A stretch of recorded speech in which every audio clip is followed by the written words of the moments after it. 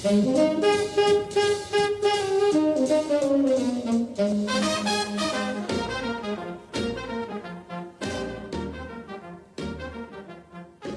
podcast is an invitation to feel and experience the souls of famous old Hollywood homes and to have an in-depth journey to the areas where they're located through interviews with longtime residents.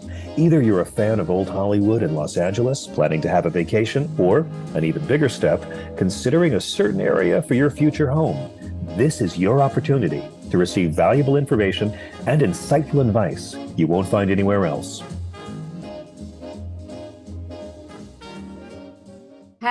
Hello, and welcome to my podcast. Are you in the mood for California? Today we'll explore and feel Palm Springs and get an overview of Los Angeles landmark restaurants from inspiring George Geary.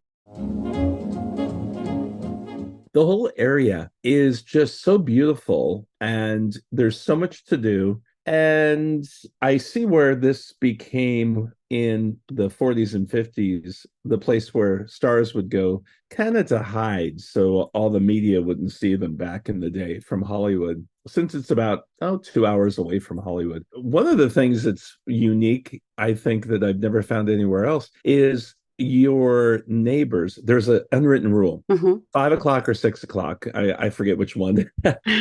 If the door is open to your home, it means come on in and the drinks are ready by the pool.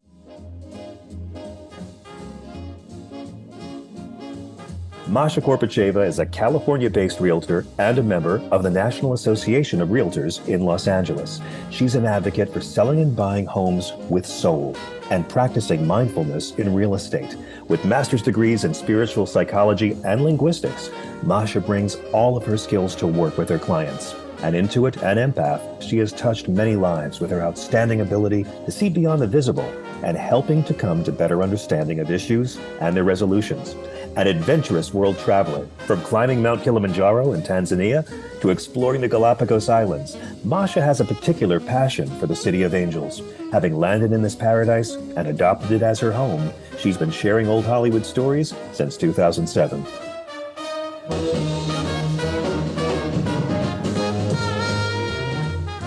In the mood for California, feel the soul of old Hollywood.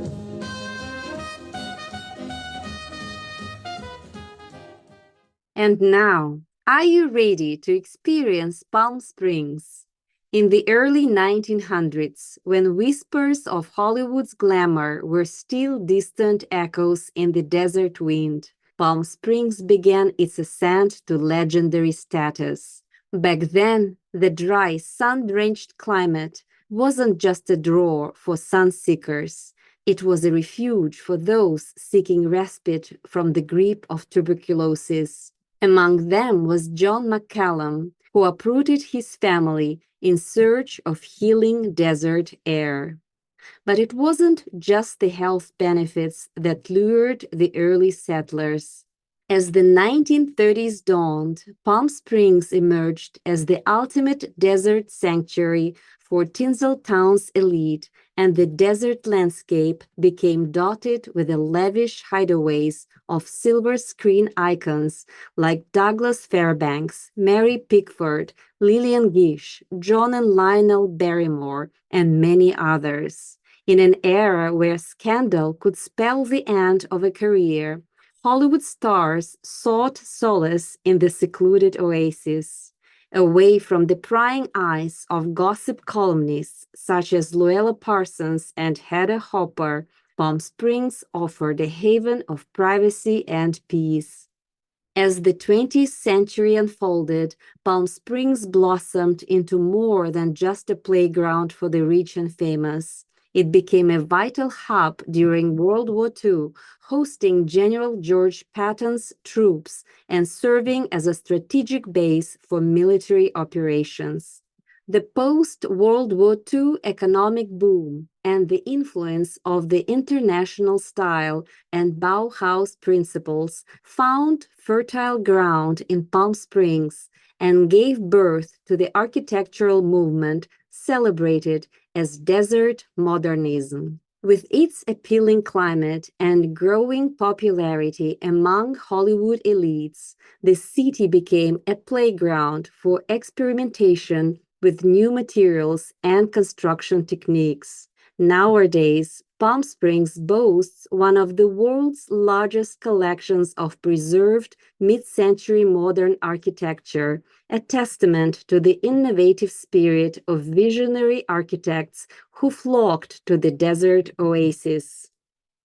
Among the luminaries who left an indelible mark on Palm Springs architecture were Richard Neutra, who introduced the international style to America, and John Lautner, a protege of Frank Lloyd Wright, known for his futuristic designs. Albert Frey, a Swiss-born architect, brought European modernist ideas to the desert landscape, while local talent like Stuart Williams infused modernist principles with warmth and organic sensibility. William Kreisel, renowned for his blend of modernist design and mass production techniques, further shaped the architectural landscape of Palm Springs. Their collective vision transformed the city into a showcase of minimalist clean lines, flat plains, and open floor plans, defining the essence of mid-century modernism for generations to come. The allure of Hollywood truly cemented Palm Springs' status as an iconic destination. From the 2-hour rule that required actors under contract to be ready within a 2-hour window from the studio for any impromptu film shoots that tethered stars to its proximity, to the star-studded escapades of Frank Sinatra, Marilyn Monroe, Elvis Presley, Clark Gable, Bing Crosby, Elizabeth Taylor, among many others, Palm Springs exuded an irresistible charm. Today, the desert oasis continues to captivate and enchant. Ronald Reagan once described it as a great place to be alive. This succinctly describes the vibrant energy and allure of Palm Springs as a destination synonymous with leisure, luxury, and the enjoyment of life. And here we are. Welcome to Palm Springs. I'm absolutely delighted to have George Geary here with me. George Geary is passionate about history, cooking, and conservancy. He loves to share that passion with others. He brings humor, energy, and experience to every personal appearance across the country and on luxury cruises. His lectures, classes, and culinary tours are sold out months in advance. His wit and humor make understanding culinary concepts and preservation fun and interesting. A former pastry chef for the Walt Disney Company, George is a certified culinary professional and best-selling cookbook author. His latest book, L.A.'s Landmark Restaurants, where Angelinos ate, drank, and played, was released in January of 2023. His other historical book, L.A.'s Legendary Restaurants, reflects the historical locales visited by the Hollywood set, was released in 2017. And there are so many other culinary books deliciously penned by George. For over 30 years, George has been involved with the judging of culinary contests for major food manufacturers, such as canola producers, Veg All, Hormel Products, Hershey Foods, Knott's Berry Farm Foods, Girardelli Chocolate, Fleischmann's East, San Diego Union Tribune, ABC News Contests, and many more. The past 4 years, George has been called on to work with many major casting companies to help in finding talent for new reality food shows such as The Taste with the late Anthony Bourdain and America's Great Bake Off with Jeff Foxworthy. please check out his website, www.georgegeary.com, and Instagram @chefgeary. When not in the kitchen, he leads mouth-watering culinary tours of major cities of America and Europe. And today, George will share with us not only what Palm Springs is all about, but also what Old Hollywood used to taste like, sharing his overview of landmark restaurants. Hello, George. Hi, how are you? I'm doing well. How are you? I'm great. Now that the new year's here. Yes. And I'm so very excited about our conversation today. And I'm so grateful that you found the time to discuss food and Palm Springs. I bet our conversation will be very delicious. Thank you so much for having me. Of course, George. So my first question to you is about Palm Springs. So living in Palm Springs is so often associated with a very unique lifestyle. Maybe you could give us a glimpse, into your personal experience and describe what it actually feels like to reside in Palm Springs and how does the city's vibe influence your culinary inspiration? Well, there's two types of Palm Springs, I always say. There's the time of year when all the tourists are here and the snowbirds, and then there's the time of the year where just the locals are here, similar to any resort town. But the whole area is just so beautiful, and there's so much to do. And I see where this became in the 40s and 50s, the place where stars would go kind of to hide so all the media wouldn't see them back in the day from Hollywood, since it's about 2 hours away from Hollywood. One of the things that's unique, I think, that I've never found anywhere else is your neighbors. There's an unwritten rule, 5 o'clock or 6 o'clock. I forget which one.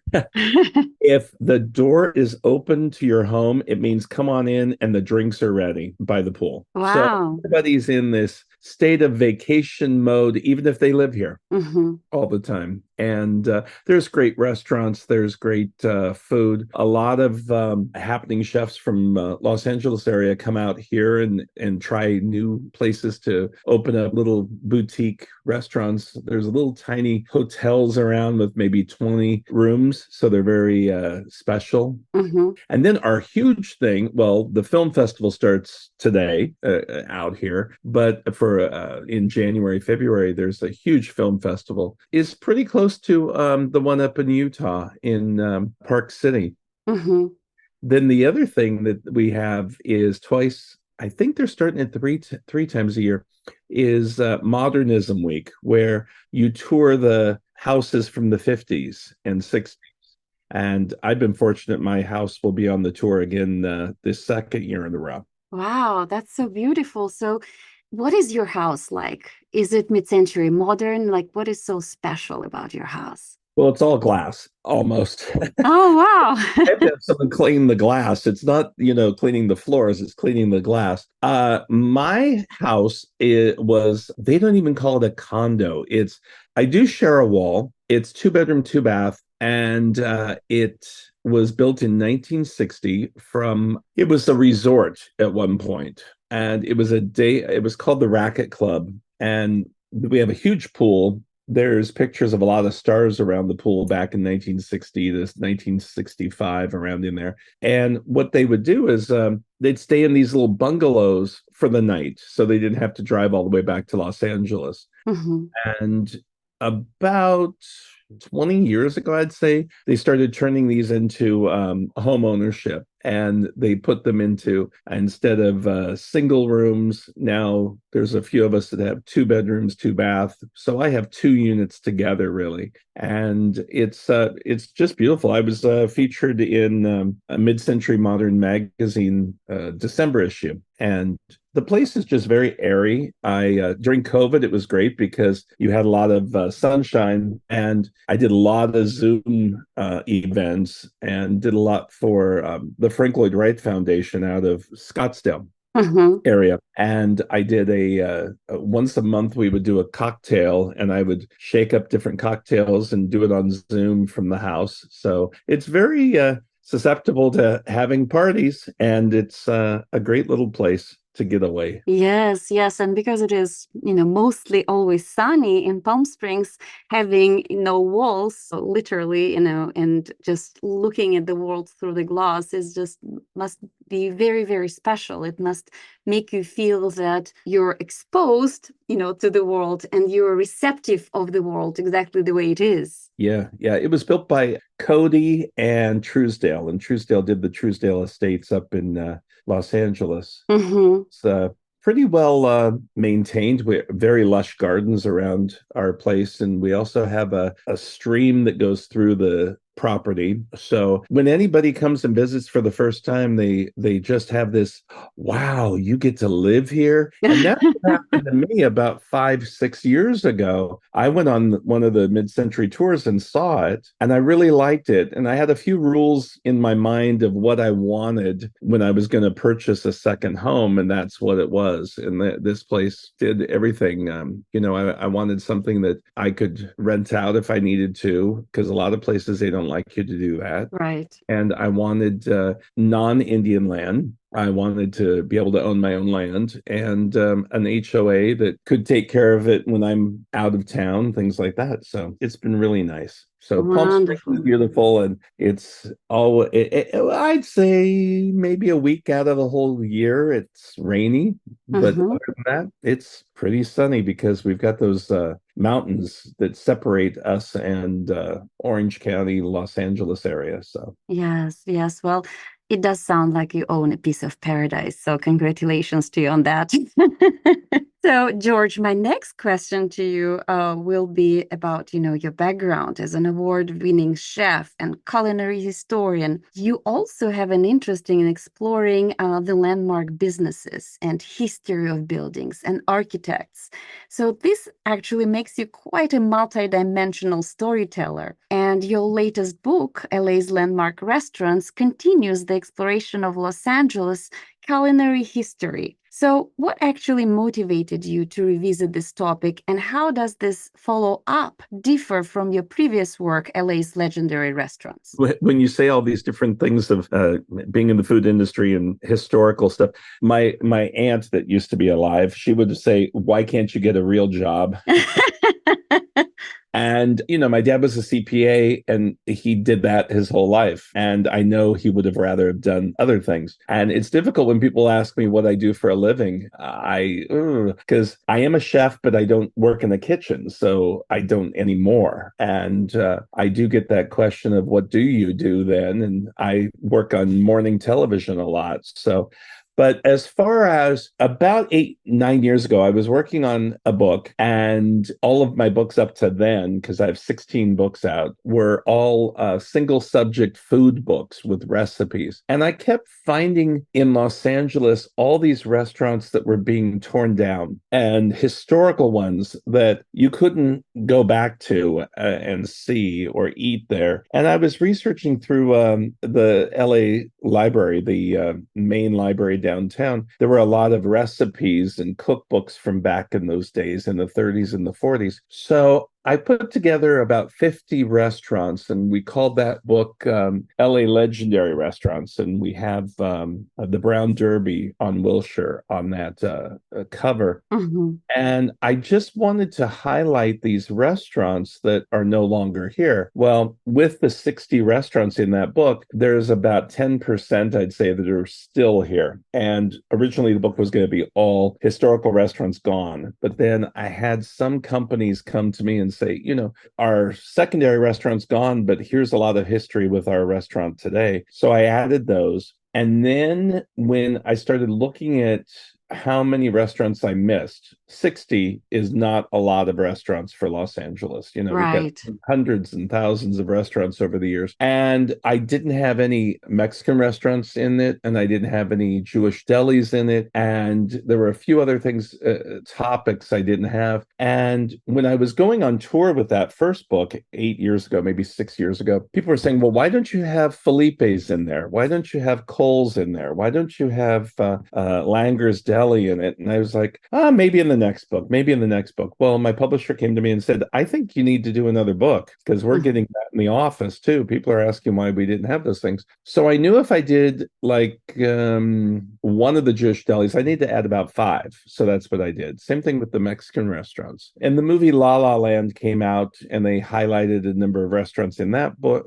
And then Quentin Tarantino had a new movie, the Hollywood movie, Once Upon a Day in Hollywood or something like that. Yeah. He highlighted 3 restaurants. And so I put those in the book. So the new book just came out this past year, has a lot of restaurants you can still go to, like the Smokehouse. I didn't have anything in the Valley, so Valley people were not happy with me. It's amazing when you write a book and people are upset that you didn't put this place or that place. So what I needed, because there were a number of restaurants I didn't put in it, I could do another book, if not 5 more books. There were a lot of places that didn't want to talk to me or help me with pictures or recipes. The first book, I didn't talk to any of the owners that were still around. I searched myself, found different stories, and was able to create a story for a paragraph. I mean, a chapter for each location.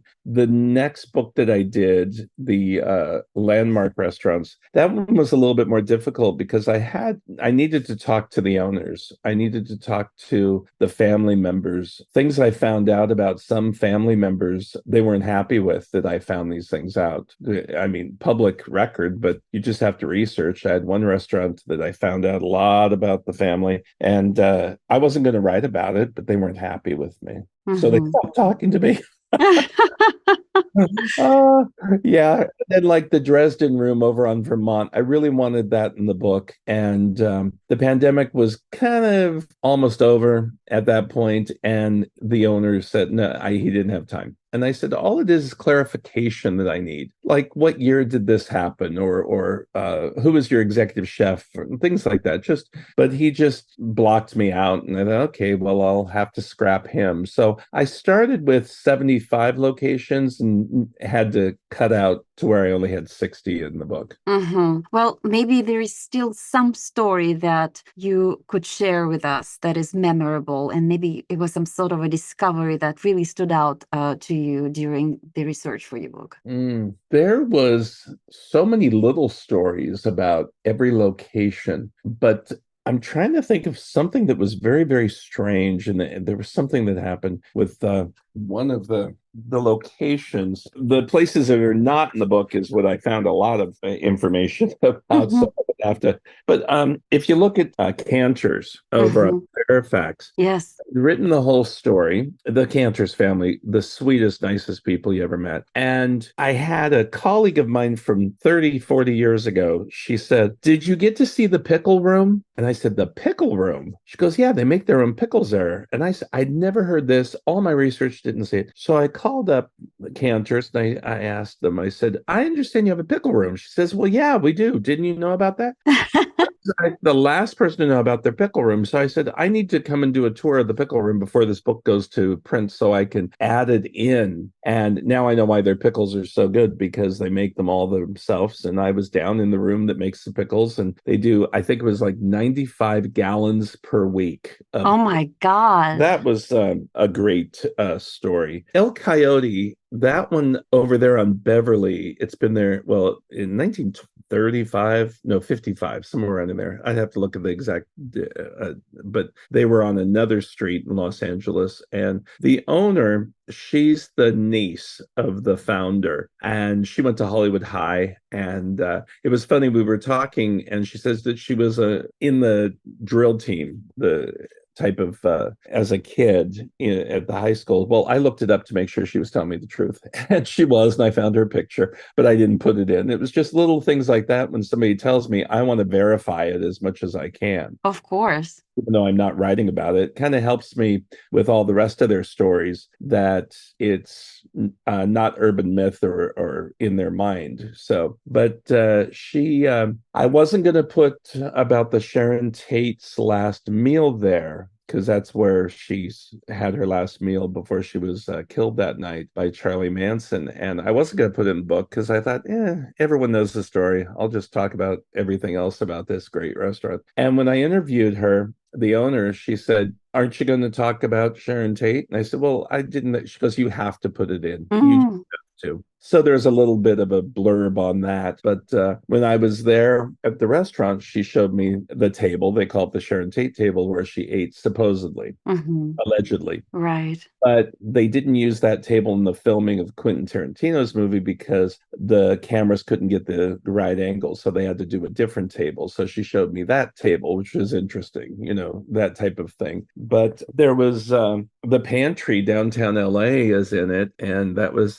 former Mayor Richard Riordan's restaurant that he has since passed. But they gave me a lot of information, his secretary, and then they stopped talking to me and it wasn't, I think they just had their hands full with other things. And I try not to be bothersome. We need to talk one time for 20 minutes and that's it. I don't, if I can verify things. But we finished that chapter pretty good. But I really wanted some of the locations that people don't know about also. Like there's a place in Long Beach called Joe Jost, and it's technically a bar, but it started to being a barber shop. It's over 100 years old, and they make all these sandwiches there. And talking to the third or fourth generation owner today, he says that he has no employee problems whatsoever because the guys, it's all men that work there. And he said because when somebody leaves, they give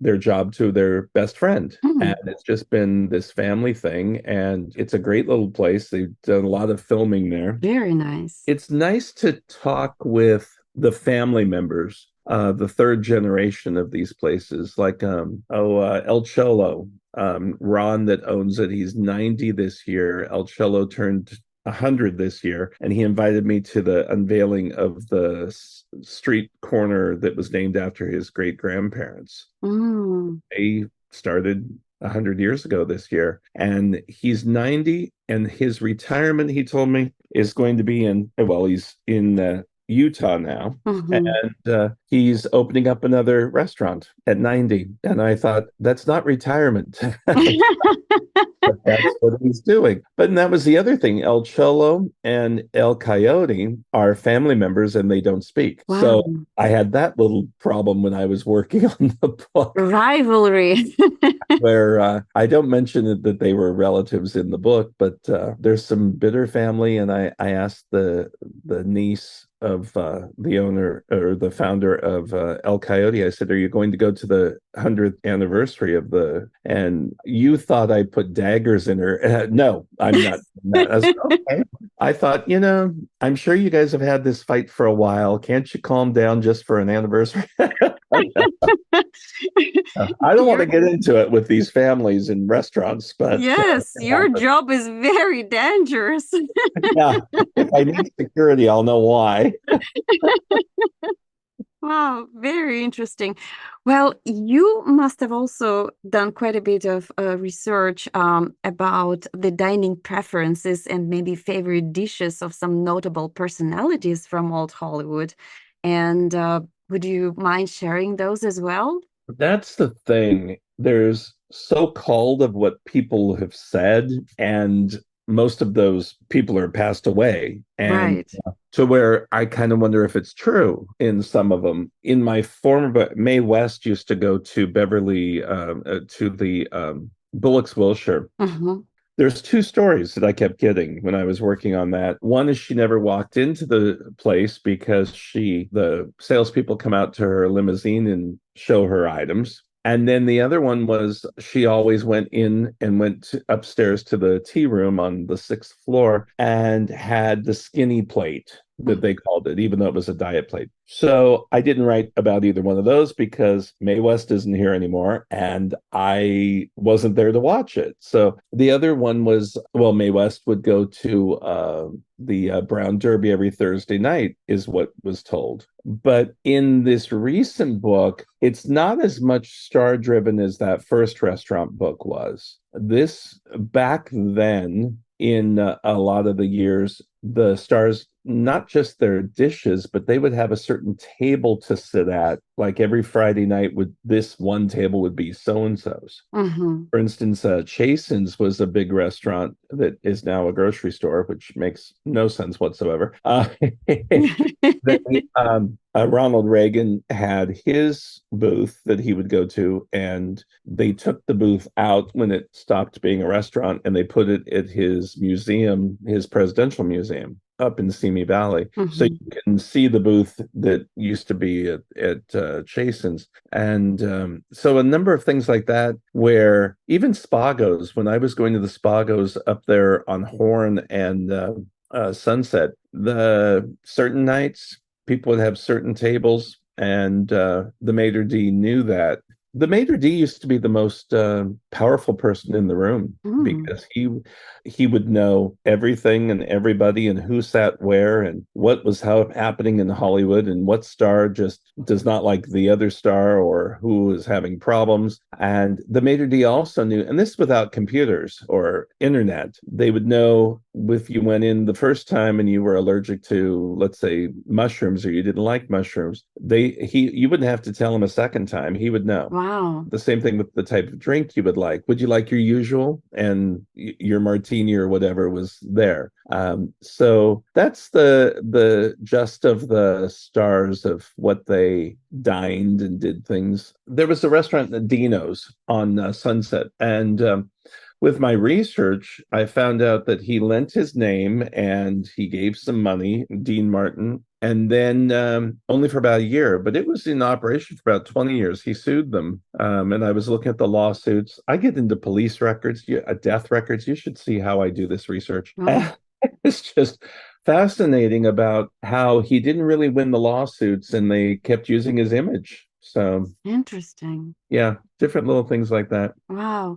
So Old Hollywood was definitely a very special place and had a unique charm and sophistication. So how do you think the dining establishments of that era contributed to shaping the image of Los Angeles as a culinary and cultural hub? The stars would go out and they would eat a lot. I mean, you read about there's this one restaurant that was right now, the location where it was is part of the Paramount studio on Melrose.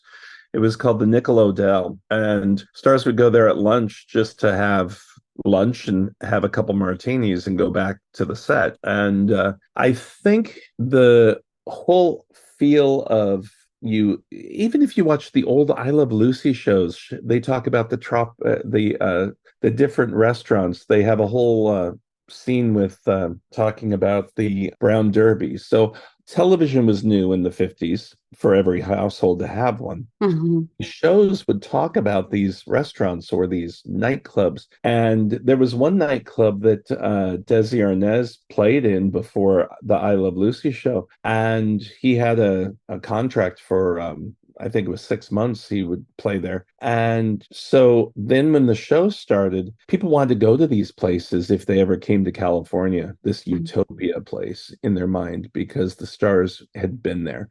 And it's similar to, I think, today when we look at any of those reality shows, or you want to eat at their restaurants, you want to see if those reality people are really there. Hmm. Mostly back east, I'll have people come into town and they'll say, can we go to Lisa Vanderpump's restaurant? Because, and she'll be there working or having dinner, and they just think that's the best thing. Hmm. So I think it's people want to mostly back outside of our area of Los Angeles. They want to be a part of the mystique of the star. Right, right. And restaurants and the food Yeah. definitely helped, with imbibing this mystic in some way. Yes. Yeah, very interesting. And George, my last question to you, well, looking back on your extensive culinary journey and the exploration of iconic restaurants and the very rich history of Los Angeles dining scene, what do you hope readers will take away from L.A.'s landmark restaurants? To go to them and save them. Oh, Got a couple in the book that are fighting for their life, that what is their family owned places, and then the third or fourth generation, they don't want to keep going and they mhm. want to just sell, and then they'll sell the property and the restaurants are gone. And I really wish we could say we can't save everything, but we need to keep some of our history.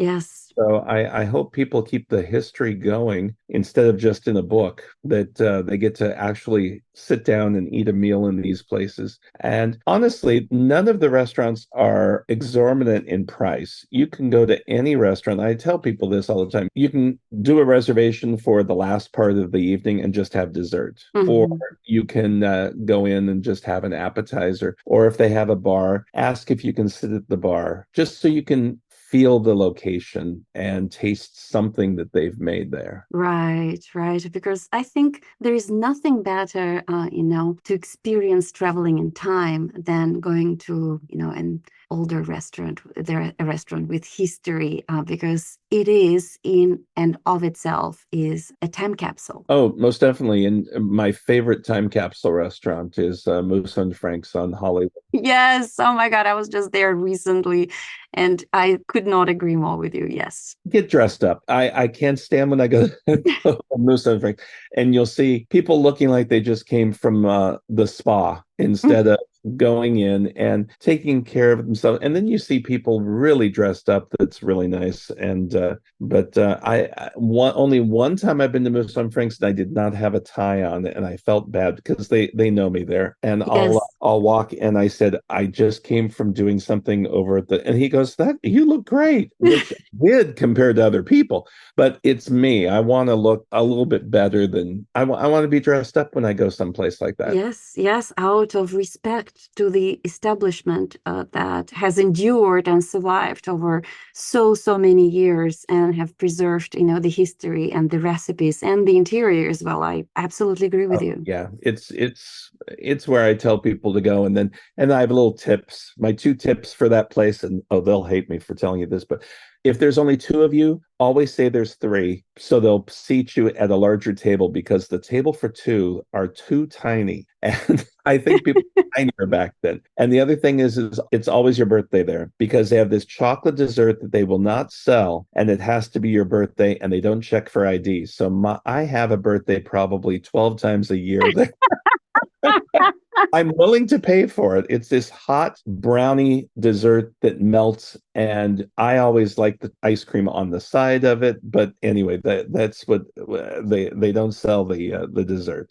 Wow, that is very funny. Well, thank you for sharing those tips. And George, it was an absolute pleasure for me to have this conversation with you. And thank you from the bottom of my heart for, making this effort, doing all the research to preserve and save, the historic restaurants of Los Angeles, because they're such a huge part of our history here. And who are we without our history, especially if we don't preserve it? So thank you so much for doing all the work. It's very, very honorable. Thank you so much. And I'm wishing you all the best. And I hope you will write many more books and many more places in Los Angeles will be preserved because of you. So thank you. Thank you. Bye-bye, George. Take care. You too. Bye.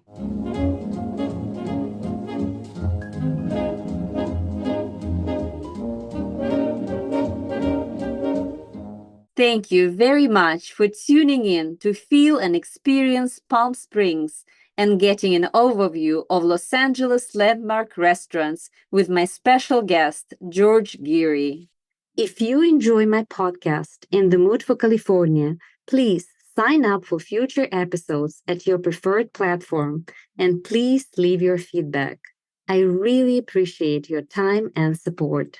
You can follow me on Instagram at In the Mood for California and check out my website www.inthemoodforcalifornia.com.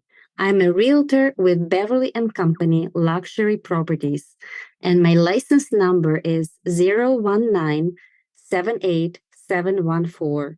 Selling and buying homes with soul is not just my real estate strategy. It is an intuitive and holistic approach that embraces your values, aspirations, and conscious intentions.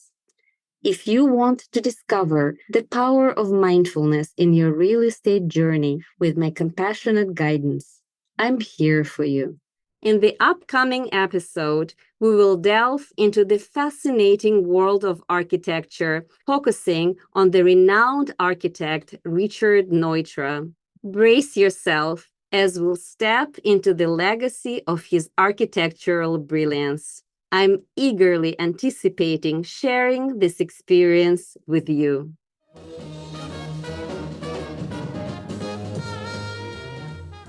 In the mood for California, feel the soul of Old Hollywood.